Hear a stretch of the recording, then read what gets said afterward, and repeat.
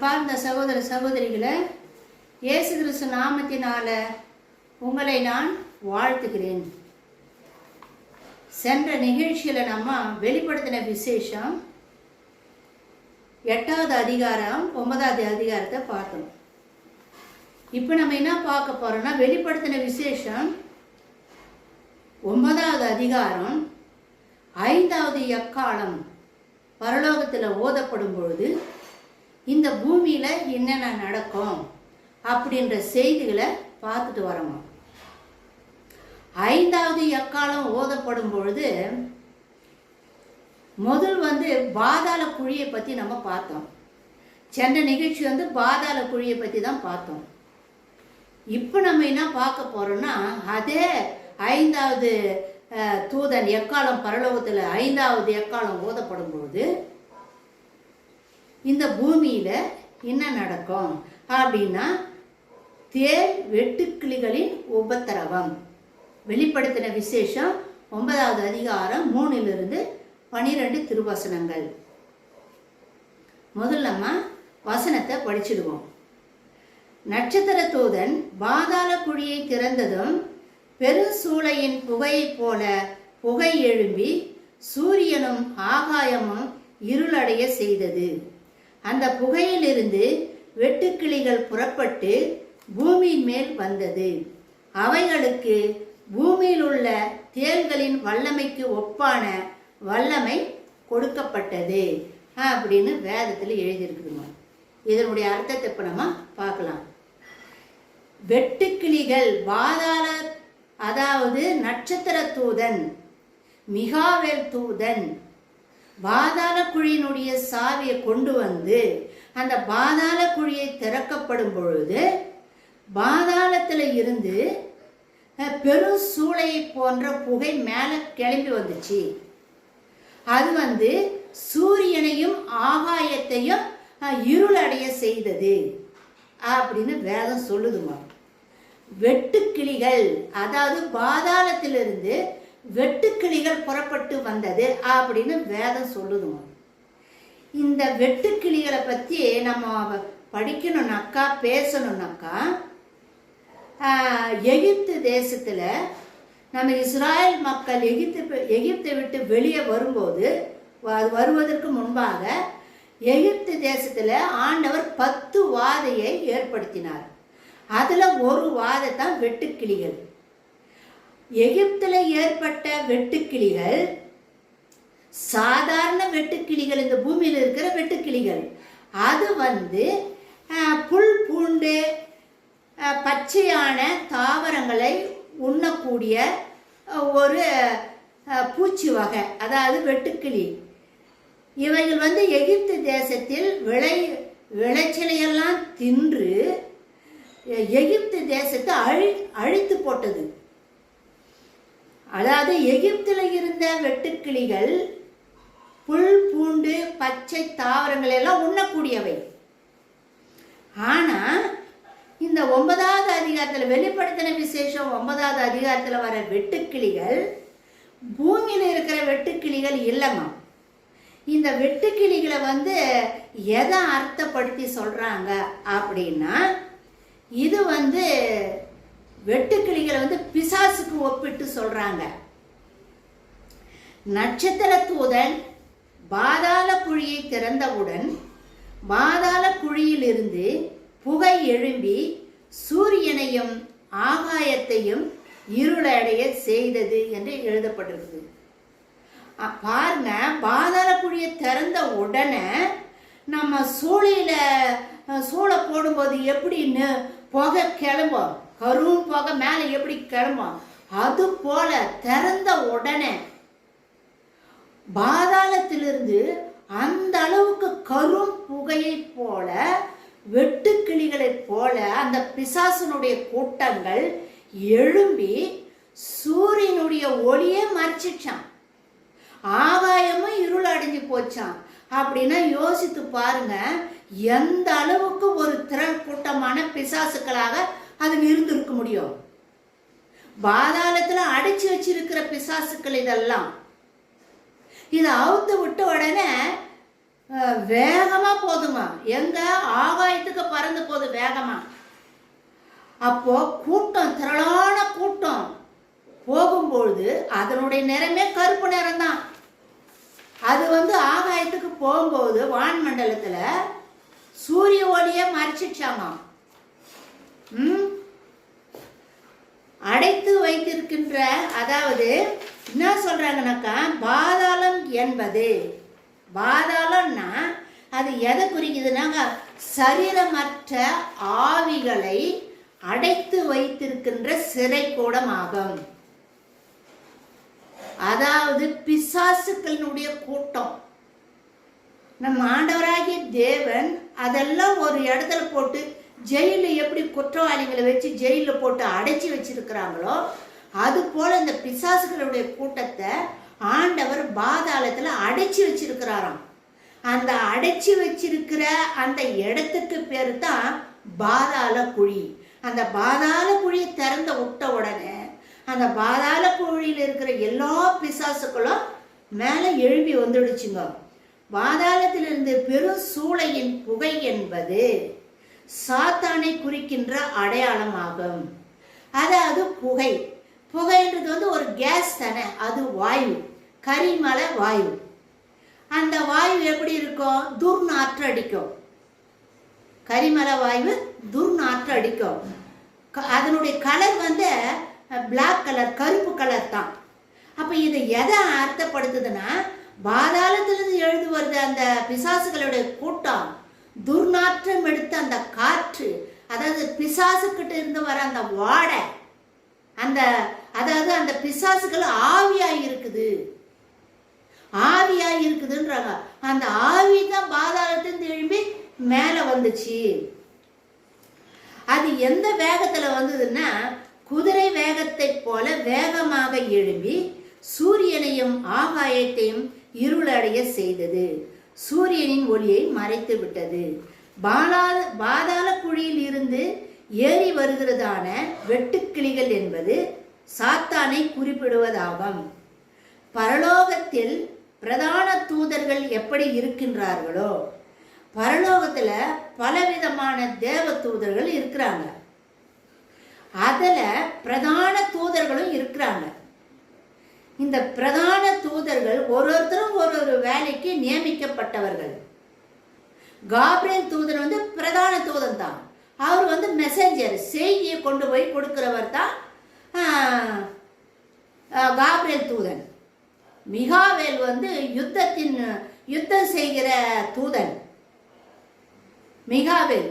Rafale என்ற கூட ஒரு பிரதான தூதன் தான். அவர் நோய்களை குணமாக்கக்கூடிய அந்த வல்லமை பெற்றவர்.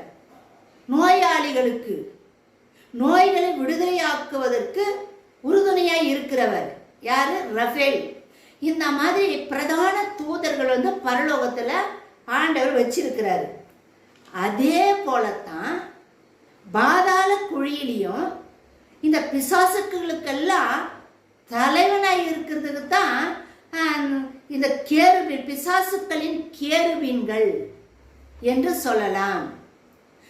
இப்ப பிரதான தூதர்கள் எல்லாம், எல்லா தூதர்களும் ஒன்னா சேர்ந்து ஒரு இடத்துல இருந்தா எப்படி இருக்கும், அதே போலதான் பிசாசுக்கள் கூட வல்லமை உடையதாக பிரதான தூதர்களை போல பிரதான பிசாசுக்களும் இருக்குதான்.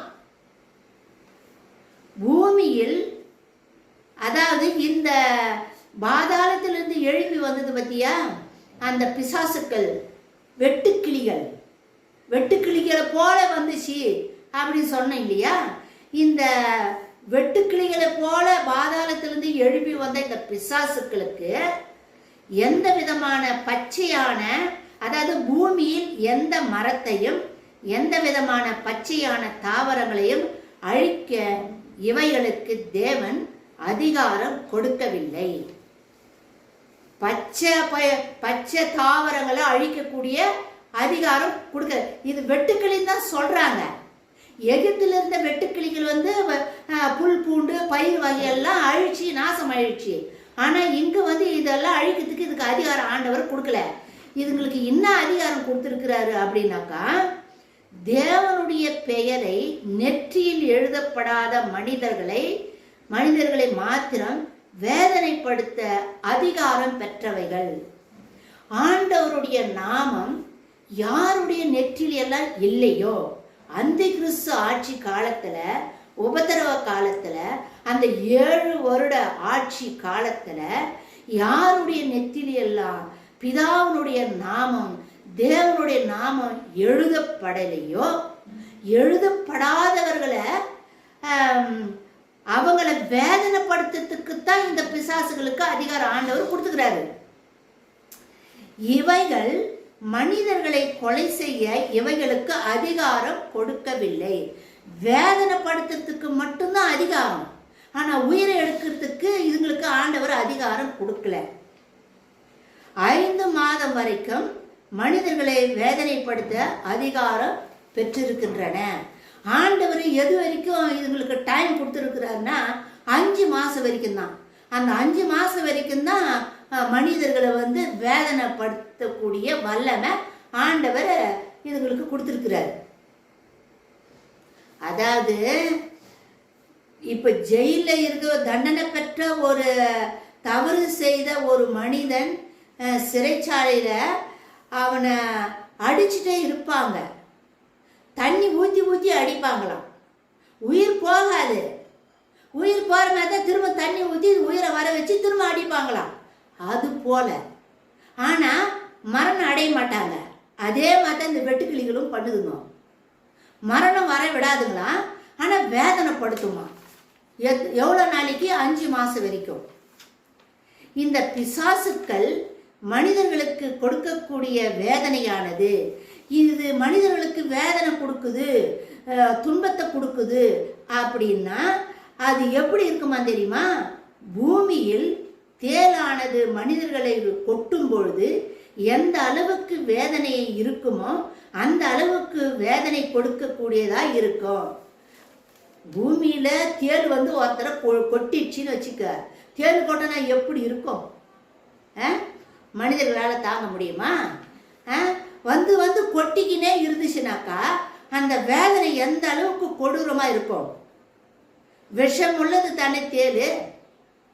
கொஞ்சம் கொஞ்சமா அது தேள் கொட்ட கொட்ட கொட்ட ஒரு மனிதனுடைய சரீரம் எந்த அளவுக்கு வேதனையாக இருக்குதோ அந்த அளவுக்கு இதுங்க மனிதர்களுக்கு பிதாவினுடைய நாமத்தை தரிக்க பெற்றிருக்காத மனிதர்களுக்கு அந்த மாதிரி வேதனை கொடுக்குமா.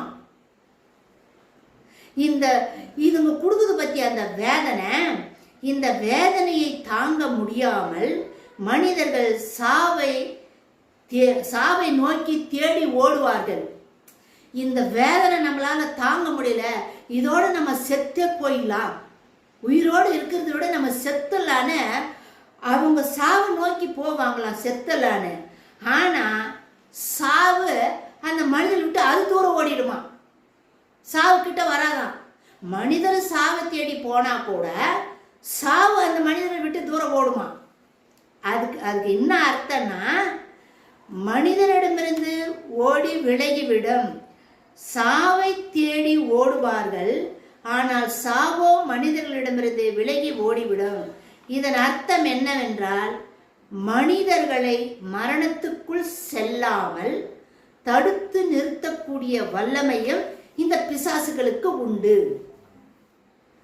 மனிதர்கள் சாவை தேடி போறாங்க பத்தியா, சாவாத மாதிரியும் பார்த்துக்குமா, மரணமும் வர விடாதான், ஆனா உபத்திரப்படுத்தும் அப்படின்னு. அதனால தான் தேள் வெட்டுக்கிளிகள், தேளும் வெட்டுக்கிளிகளும் எந்த அளவுக்கு வேதனை கொடுக்குதுன்ற தலைப்புல தான் இப்போ நம்ம பேசிட்டு வரோம்.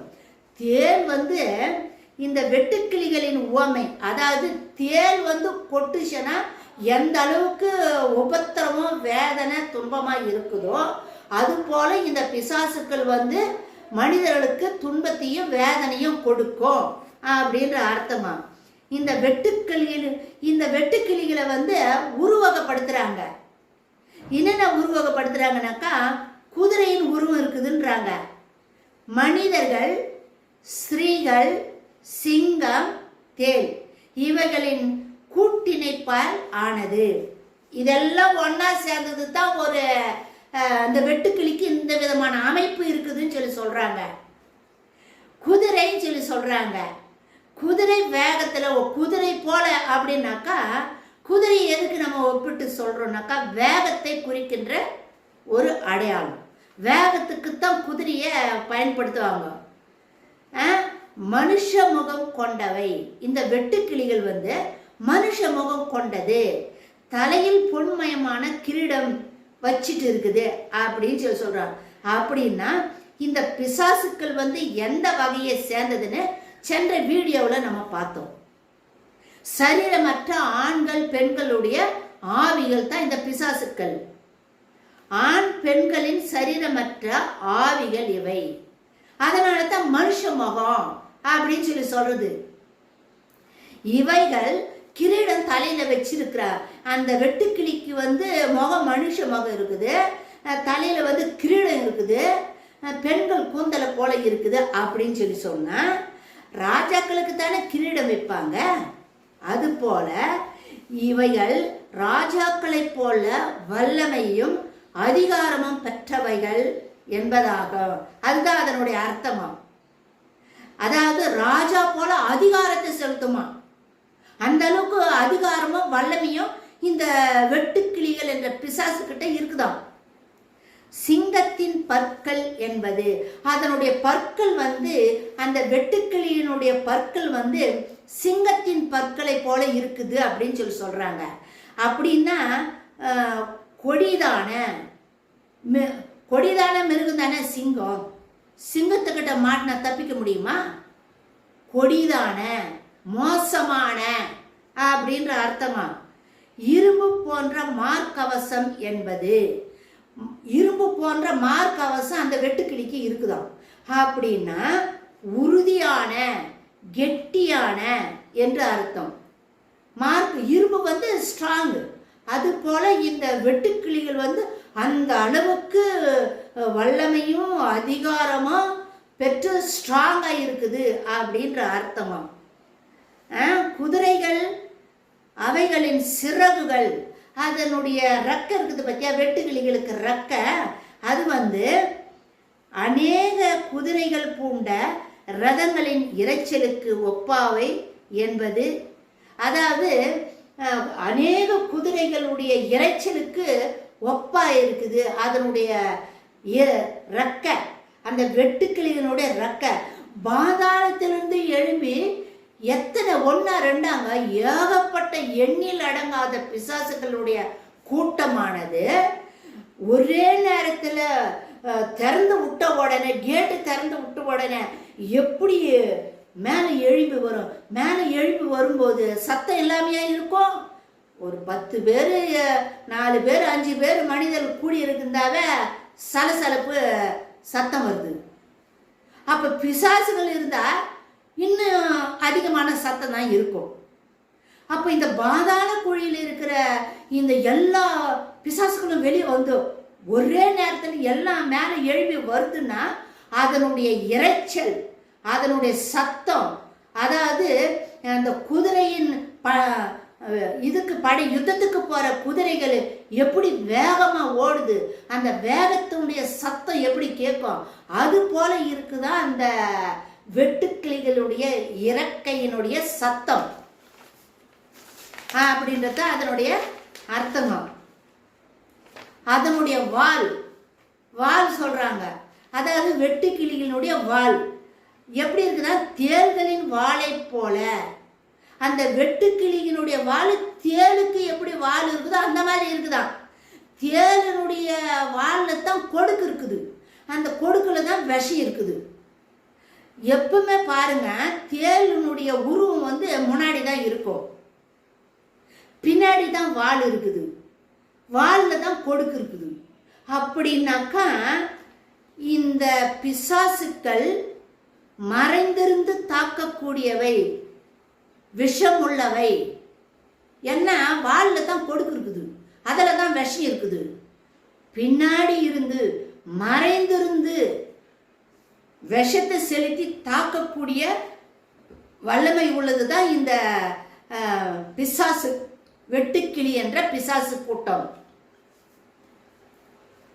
பாதாளத்தில் அடைத்து வைத்திருக்கின்ற இந்த சரீரமற்ற ஆவிகளுக்கு ஓர் தலைவன் இருக்கிறான்.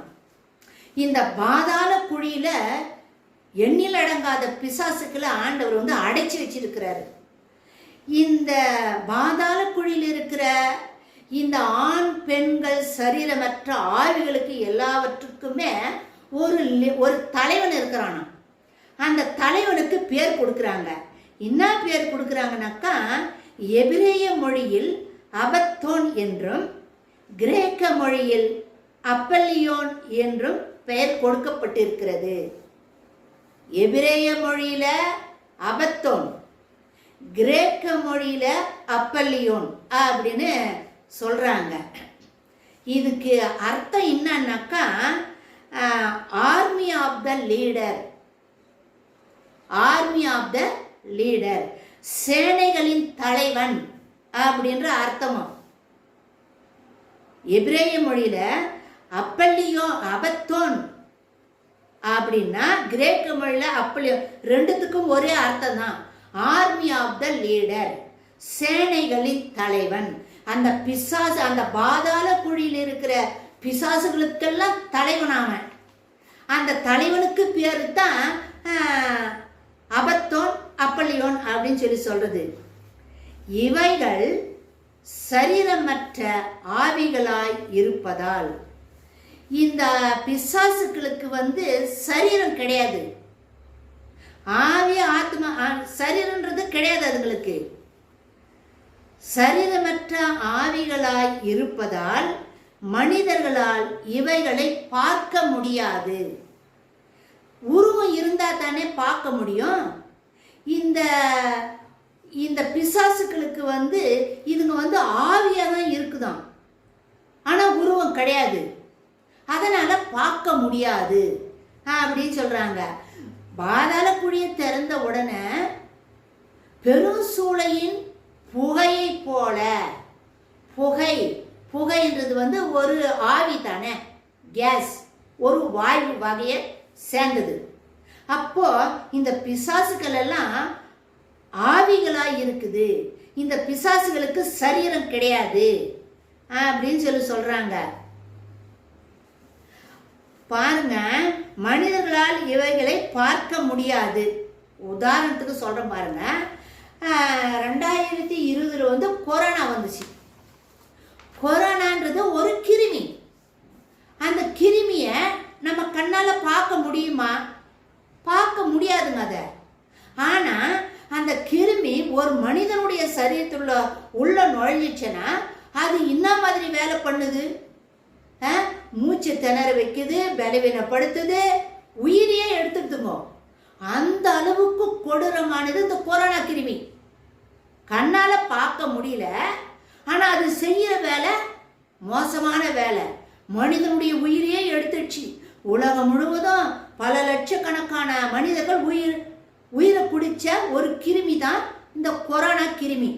இதே போலதான் இந்த பாதாளத்திலிருந்து எழுப்பி வர இந்த பிசாசுக்கள் ஆவியா தான் இருக்குது, ஆவியா இருக்குது.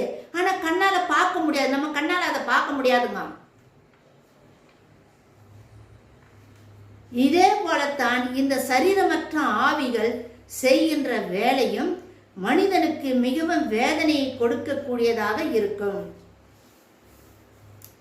இந்த குதிரை, வெட்டுக்கிளி சாயலை உடைய இந்த சாத்தான்கள் கொடுக்கக்கூடிய வேதனையினால் மனிதர்களின் முகங்கள் கருகி போகின்ற அளவுக்கு இதனுடைய தாக்குதல் இருக்குமா.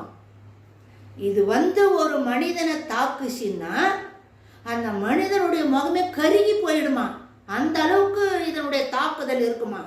எப்படி கொரோனா கிருமி உள்ள நுழைஞ்சி மனிதனுடைய உயிரியை குடிச்சிட்டு, அது போல இது ஒரு மனிதனை தாக்குச்சுனாக்கா அந்த அளவுக்கு மனிதனுடைய முகம் கருகி போயிடும். அந்த அளவுக்கு தாக்குதல் வேகமா, மோசமா, வேதனையா, பயங்கரமா இருக்கும் அப்படின்றாங்க.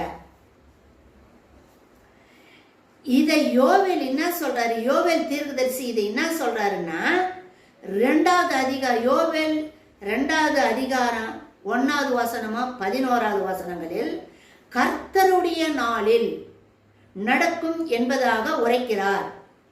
இப்போ இந்த பிசாசுக்கள் கொடுக்கிற அந்த வேதனை வந்து கர்த்தருடைய நாள்ல நடக்கும் அப்படின்னு அவருடைய தீர்க்க தரிசனத்துல எழுதி வச்சிருக்கிறாரு.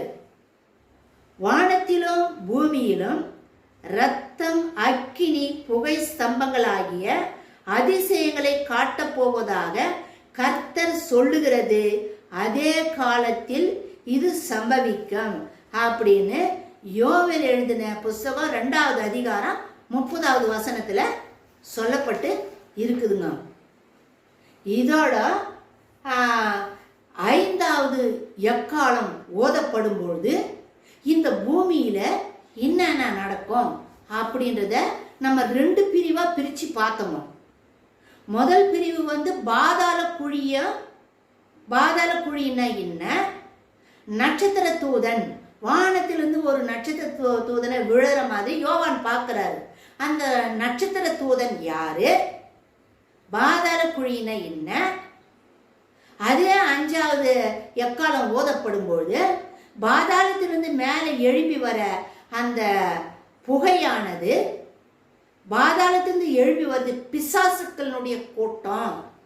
அந்த பிசாசுக்களை வந்து யோவான் எப்படி பார்க்கிறாருன்னா வெட்டுக்கிளியை போல பார்க்கிறாரு. அதனுடைய உருவம் எப்படியெல்லாம் இருக்குது, அதனுடைய வால் வந்து தேலை போல இருக்குது, முகம் மனித முகமா இருக்குது, உருவம் வந்து குதிரை போல வேகமா ஓடுது, தலையில கிரீடம் வச்சுட்டு இருக்குது, அதுக்கு இறக்கை இருக்குது, அது பறக்கும் போது குதிரை படைகள் வேகமா ஓடனா எந்த அளவுக்கு சத்தம் கேட்குதோ அது போல அதனுடைய கூட்டம் பாதாளத்திலிருந்து மேலே எழுப்பி வரும்போது அதனுடைய சத்தம் அப்படியா இருக்குது அப்படின்றதெல்லாம் இந்த 5வது எக்காலம் பரலோகத்துல தேவதூதன் ஓதப்படும் பொழுது இந்த பூமியில இப்படியெல்லாம் நடக்கும் அப்படின்ற செய்தியை இப்போ நம்ம பார்த்து முடிச்சிட்டோம். அடுத்த செய்தி வந்து 6வது எக்காலம். பரலோகத்துல 6வது எக்காலம் ஓதப்படும் பொழுது இந்த பூமியில என்னென்ன நடக்கும் அப்படின்றத நம்ம பார்க்கலாம். இதை எல்லாருக்கும் சொல்லுங்க, தொடர்ந்து பாருங்க. 1வது எக்காலத்திலிருந்து இப்போ நம்ம 5 எக்காலம் வரைக்கும் பார்த்துட்டு வரோங்க. தொடர்ந்து இந்த எக்காலம் ஓதப்படும் பொழுது இந்த பூமியில என்னென்ன நடக்குன்ற செய்தியெல்லாம் தயவு செய்து தொடர்ந்து பார்த்துட்டு வாங்க. அப்படி தொடர்ந்து பார்த்துட்டு வரும்பொழுது தான் நம்மளுக்கு நிறைய விஷயங்கள் புரியுமா. நம்ம எங்க இருக்கிறோம், அந்த உபத்திரவ காலத்துல நம்ம இருப்போமா இருக்க மாட்டோமா, யாருக்கெல்லாம் இந்த உபத்திரம் வரும் அப்படின்றதெல்லாம் நம்மளுக்கு நல்லா புரியுமா. குழப்பம் அடைய வேண்டாம், தொடர்ந்து பார்த்தா தான் நம்மளுக்கு குழப்பம் வராதுங்க. தொடர்ந்து பாருங்க. முதல்ல கொஞ்சம் பார்த்துட்டு டக்குன்னு வந்து ஆஃப் பண்ணிட்டு போயிடாதீங்க, கடைசி வரைக்கும் பாருங்க. லைக் பண்ணுங்க, சப்ஸ்கிரைப் பண்ணுங்க. உங்கள் சர்ச் மெம்பர்ஸ்க்கெல்லாம் இந்த செய்தியை ஷேர் பண்ணிக்கோங்க. ஊழியத்துக்கு நீங்கள் போனீங்கன்னா கூட இந்த செய்தியை எடுத்து நீங்கள் பேசுங்க, ஊழியத்தில் நீங்கள் எடுத்து பேசுங்க. ஏன்னா எல்லாரும் ஆயத்தமாகணும், ஏனோ தானுன்னெல்லாம் இருக்கக்கூடாது. ஆண்டவருடைய வருகை சீக்கிரமாக இருக்குது. இன்னைக்கு உலகத்தில் நடக்கிற பயங்கரமான நிகழ்வுகள், இயற்கை பேரழிவுகள், யுத்தங்கள், இதெல்லாம் பார்க்கும் பொழுது ஆண்டவர் வாசற்படியில் வந்து நின்றுட்டாரு அப்படின்றதா நினைக்க தோணுதுங்க. அதனால் நம்ம எல்லாருமே ஆயத்தமாகணும். அடுத்த வீடியோவில் 6வது எக்காலம் ஓதப்படுகிற நிகழ்ச்சி நம்ம பார்க்கலாமா. மாரநாதா.